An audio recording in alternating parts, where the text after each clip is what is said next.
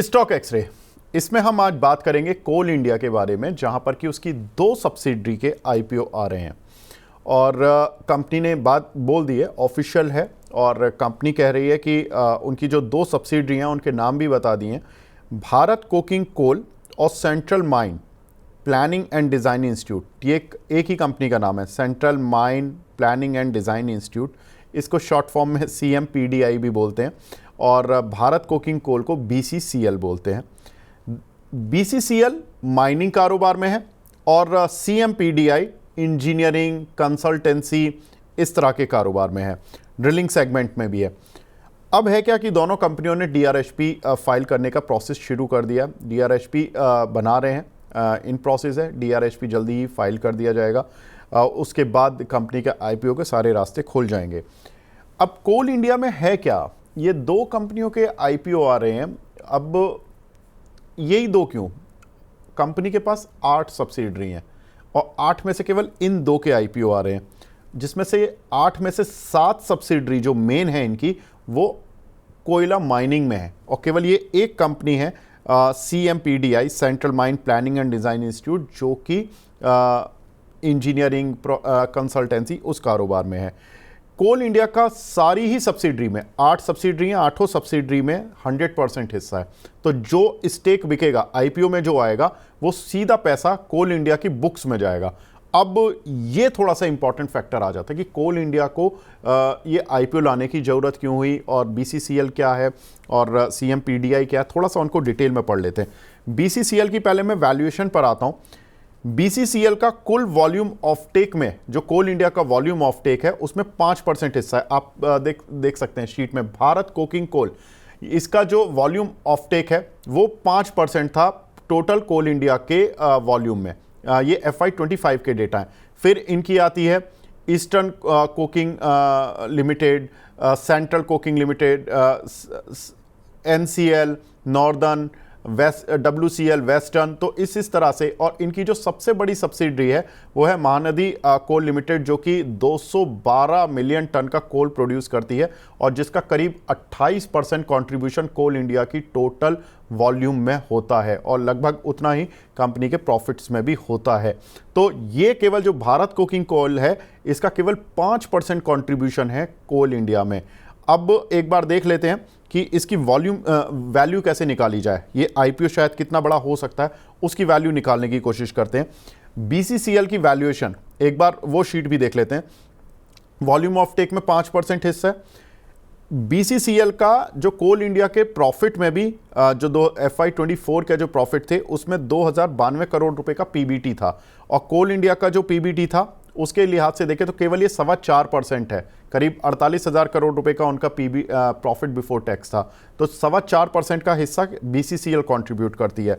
उस लिहाज से देखें तो कोल इंडिया में इसकी मार्केट वैल्यू कितनी बनती है, करीब 12,500 करोड़ रुपए। वो कैसे, क्योंकि अगर आप देखोगे कि 2.5 लाख करोड़ की कोल इंडिया की टोटल मार्केट कैप है ऑलमोस्ट, उसका 5% करीब आप देख लीजिए तो करीब इतना ही बैठेगा। तो ये 12,500 करोड़ रुपए की अगर वैल्यू पर IPO आता है तो ये कोल इंडिया में ऑलरेडी जस्टिफाइड है। अगर ये उससे बड़ा वैल्यू पर IPO आता है, यानी कि IPO तो जनरली 25% से ज़्यादा का आना नहीं चाहिए, क्योंकि 75% तक ही कंपनी अपना IPO लेकर आती हैं जनरली। तो अगर 25% वैल्यू का IPO आता है तो करीब ये 3-4 हज़ार करोड़ रुपए के बीच में IPO होना चाहिए। अब दूसरी कंपनी पर आते हैं, CMPDI, जिसका सब्सिडरी का IPO आना है। इसका FY24 की में कंपनी के प्रॉफिट में केवल 733 करोड़ रुपए का कंट्रीब्यूशन था, प्रॉफिट बिफोर टैक्स, यानी कि कोल इंडिया के कुल प्रॉफिट में केवल 1.5% का हिस्सा था। उसके लिहाज से कंपनी का जो IPO है, जो मार्केट कैप बननी चाहिए वो 3.5 से 4 हज़ार करोड़ रुपए रहनी चाहिए। अब उसके लिहाज से कितना बड़ा IPO लेकर आते हैं, 1,000 करोड़ का लेकर आते हैं, 2,000 करोड़ का लेकर आते हैं, वो कंपनी की अपनी इच्छा है। और इन्वेस्टर बैंकर्स किस तरह की वैल्यूएशन बनाते हैं वो भी देखना इंटरेस्टिंग होगा। तो 2 IPO आने कोल इंडिया की तरफ से बहुत इंपॉर्टेंट है, CMPDI और BCCL।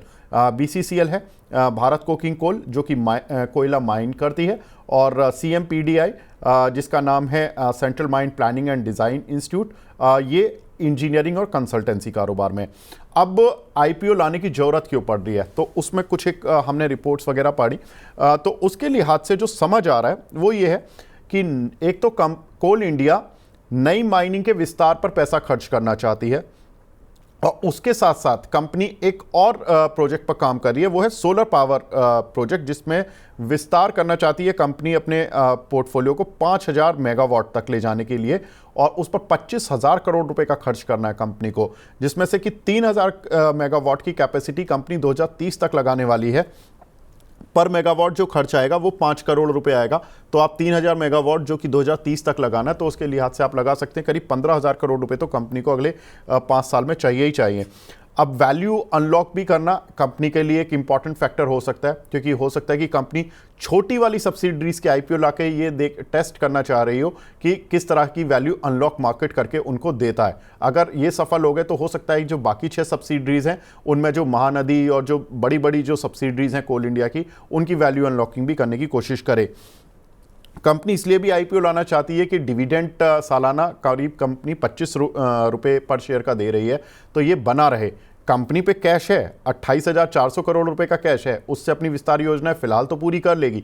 लेकिन प्रॉब्लम ये है कि कंपनी शायद वैल्यू अनलॉक करके और अपनी बुक्स में इतना कैश रख के, ताकि ये अपने निवेशकों को डिविडेंड देती रहे, ये शायद कंपनी की मंशा हो सकती है। MOSL की राय है कि इसको बाय कर चलें, 480 रुपए के टारगेट्स उनके हैं। लेकिन जो उनकी रिपोर्ट थी जो हमने पढ़ी, ये आईपीओ के अपडेशन से पहले की थी, कुछ दिन पहले की है। लेकिन आईपीओ के अपडेशन के बाद आई थिंक कुछ रिपोर्ट्स आएंगी, उसमें हम आपको जरूर अपडेट करेंगे। लेकिन ये एक ब्रॉडर आइडिया है कि कोल इंडिया के लिए किस तरह की वैल्यू अनलॉकिंग हो रही है। ब्रिजेश सर, आपको क्या लगता है सर, जितना आपने सुना, जो हमने डेटा प्रेजेंट किए हैं, या तो कंपनी की वेबसाइट से हैं, कंपनी के रिपोर्ट्स जो ऑफिशियल रिपोर्ट्स हैं उनसे हैं, या ब्रोकरेज हाउसेस की रिपोर्ट से हैं, आपको क्या लगता है सर? MOSL की राय तो बोलती है 480 का टारगेट है। कोल इंडिया को किस तरह से देखें, कहां तक जा सकता है? विवेक, 480 थोड़ा मुश्किल है, क्योंकि उसके पहले 420 और 425 का जो लेवल है, इसमें काफी स्ट्रॉन्ग सप्लाई जोन है, क्योंकि यही लेवल है जहां से कोल इंडिया में पिछली बार जब सप्लाई आया था, जहां से ब्रेकडाउन आया था। तो मेरा मानना है कि इसके न्यूज के चलते जो एक बाउंस बैक आना था वो आ चुका है इस स्टॉक में। कहीं ना कहीं 420 425 के आसपास इसमें एक मेजर सप्लाई है। अगर वो निकल जाता है, अगर उसके ऊपर सस्टेन होता है, तो फिर एक बार चेंज हो सकता है ट्रेंड में। नहीं तो अगर जिनके भी पोजीशंस फंसे, तो मेरी यही सलाह है कि 420 425 के आसपास है तो एक बार वापस रिव्यू करें। अगर वहां पे मार्केट सेंटीमेंट अगर इतना सपोर्ट नहीं कर रहा है, तो फिर वहां पे थोड़ा सा पोजीशंस को थोड़ा हल्का कर लेना चाहिए। ठीक है सर, अगर नीचे आए ये किसी वजह से, मार्केट सेंटीमेंट की वजह से, तो कौन से लेवल्स होंगे जहां पर कि एक इंसान जो सोचता है कि चलो कोल इंडिया की सब्सिडरी के आईपीओ आ रहे हैं, तो कुछ हो सकता है कोल इंडिया के शेयर पर भी मूव मिल जाए, तो कौन से वो लेवल होंगे जहां बाय करें? 350 का रेंज है, जहां पे अभी जब रिसेंटली जब करेक्शन आया था, जहां से इसने सपोर्ट लिया है, तो उसके आसपास 5 एक रुपया प्लस माइनस, तो 350 के आसपास जब भी मिलता है, तो मुझे तो लगता है रिस्क रिवॉर्ड रेशियो की नजर से काफी सही होगा। तो 350 355 के रेंज में आता है, तो हम इसको बाय कर सकते हैं।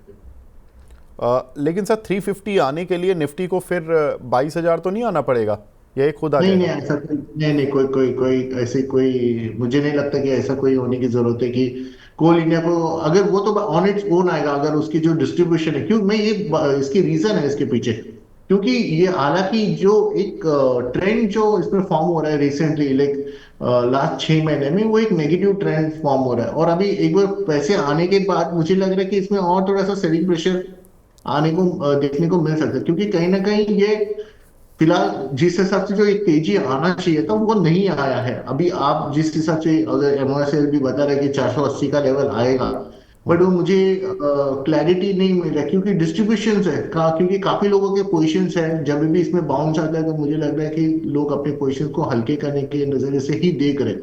वही एक रीजन है जिसकी वजह से मैंने आपको बताया कि 420 425 के लेवल पे वापस सप्लाई होगा वहां पे। अगर वो ये जो सप्लाई है, ये अगर वो क्लियर कर जाता है, तो ही वो भी, उसके बाद भी 480 थोड़ा मुश्किल लग रहा है। और एक 20-25 रुपए का मोमेंटम हमको कोल इंडिया में देखने को मिल सकता है। बट बाई एनी चांस ये नहीं होता है। अभी अगला 2-3 दिन में अगर मार्केट में सेल ऑफ आता है और ये 400 के नीचे 390 का एक सपोर्ट है इमीडिएट, अगर वो टूटता है तो फिर डेफिनेटली आप इसमें 20-25 रुपए का फॉल और देख सकते हो। तो अभी जितने भी पोजिशन है, अगर इमीडिएट आपको आपको सपोर्ट चाहिए या फिर स्टॉप लॉस चाहिए, तो 390 का आप लेके चले। 390 टूटता है तो डेफिनेटली इसमें एक थोड़ा सा और फर्दर सेल ऑफ देखने को मिल सकता है, तो हम कॉशियस ही रहेंगे। और ऊपर भी लिमिटेड है अपसाइड, यहाँ से 405 406 से हम 20 रुपए की ही बात कर रहे हैं। तो फ्रेश ट्रेड सेटअप नहीं है, पोजिशंस है, तो थोड़ा सा हल्का होना ये एज ए मैं ऐसे इसको इस नजरिए से देखूंगा। ठीक है, तो नीचे के लेवल बता दिए हैं। किस लेवल के ऊपर 420 के अगर ऊपर चलता है तो थोड़ा सा आपको अपसाइड मिलेगा। 300-350 के आसपास आए तो आप ख़रीदारी कर लें लॉन्ग टर्म के लिहाज से। आपको अपसाइड 450 तक मिल सकता है। फंडामेंटल रिपोर्ट अगर आप मानना चाहते हैं तो 480 तक के टारगेट से। तो आपको डिफरेंट लेवल आपको कोल इंडिया के मिल चुके हैं। वैल्यू अनलॉकिंग किस तरह से होगी वो आपको समझा दी गई है। ब्रिजेश सर, आपकी तरफ से कोई ट्रेड है क्या?